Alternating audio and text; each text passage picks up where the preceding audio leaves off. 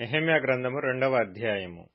అటు తరువాత అర్తహషస్త రాజు ఏలుబడి కాలమున 20వ సంవత్సరములో నీసాను మాసమందు రాజు ద్రాక్షారసము త్రాగవలెనని చూచుచుండగా నేను ద్రాక్షారసము తీసుకొని రాజునకు అందించితిని.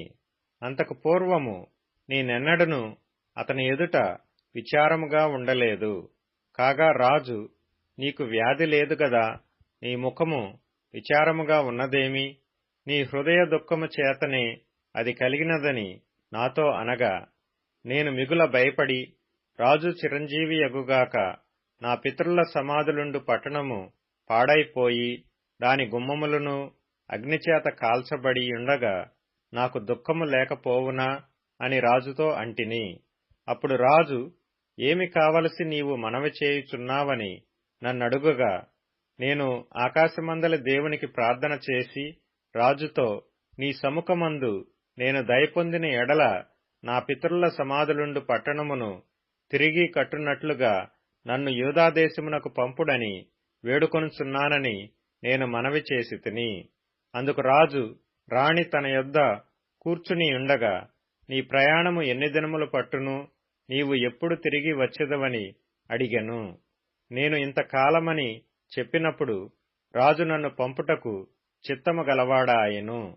ఇదియుగాక రాజుతో నేనిట్లంటిని, రాజునకనుకూలమైతే యూదాదేశమున నేను చేరు వరకు నన్ను దాటించున్నట్లుగా నది అవతలనున్న అధికారులకు తాకీదులను, పట్టణ ప్రాకారమునకును మందిరముతో సంబంధించిన కోట గుమ్మములకును నేను ప్రవేశింపబోవు ఇంటికిని దూలములు, మ్రానులు ఇచ్చున్నట్లుగా రాజుగారి అడవులను కాయు ఆసాపునకు ఒక తాకీదును ఇయ్యుడని అడిగితిని.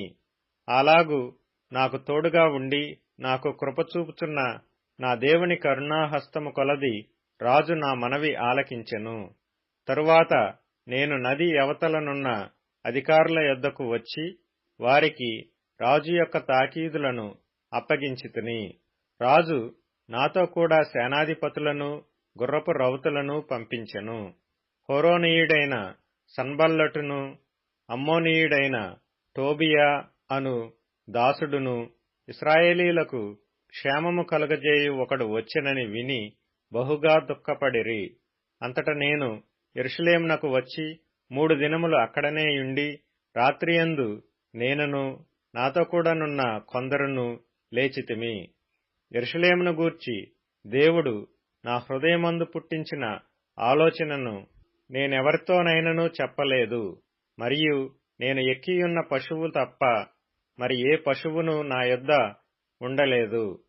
నేను రాత్రికాలమందు లోయద్వారము గుండా భుజంగపు బావి ఎదుటికిని పెంటద్వారము దగ్గరకును పోయి పడద్రోయబడిన యెరూషలేము యొక్క ప్రాకారములను చూడగా దాని గుమ్మములు అగ్నిచేత కాల్చబడియుండెను. తరువాత నేను బుగ్గ గుమ్మమునకు వచ్చి రాజు కోనేటికిని వెళ్ళితిని గాని నేను ఎక్కియున్న పశువు పోవుటకు ఎడము లేకపోయెను. నేను రాత్రియందు మడుగు దగ్గర నుండి పోయి ప్రాకారమును చూచిన మీదట వెనుకకు మరలి లోయగుమ్మములో బడి తిరిగి వచ్చితిని. అయితే నేను ఎచ్చటికి వెళ్ళినది, ఏమి చేసినది అధికారులకు తెలియలేదు. యూదులకే గాని, యాజకులకే గాని, యజమానులకే గాని, అధికారులకే గాని, పనిచేయు ఇతరమైన వారికే గాని నేను ఆ సంగతి చెప్పియుండలేదు. అయితే వారితో నేనిట్లంటిని, మనకు కలిగిన శ్రమ మీకు తెలిసియున్నది. యెరూషలేము ఎట్లు పాడైపోయెనో, దాని గుమ్మములు అగ్నిచేత ఎట్లు కాల్చబడెనో మీరు చూచియున్నారు. మనకు ఇక మీదట నింద రాకుండా యెరూషలేము యొక్క ప్రాకారమును మరలా కట్టుదము రండి.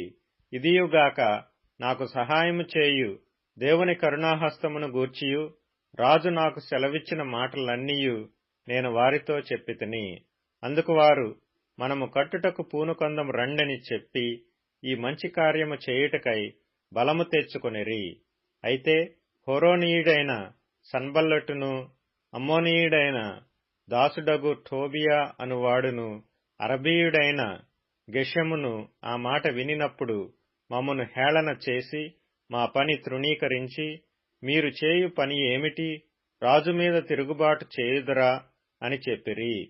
అందుకు నేను, ఆకాశమందు నివాసి అయిన దేవుడు తానే మా యత్నమును సఫలము చేయును గనుక ఆయన దాసులమైన మేము కట్టుటకు పూనుకొనుచున్నాము.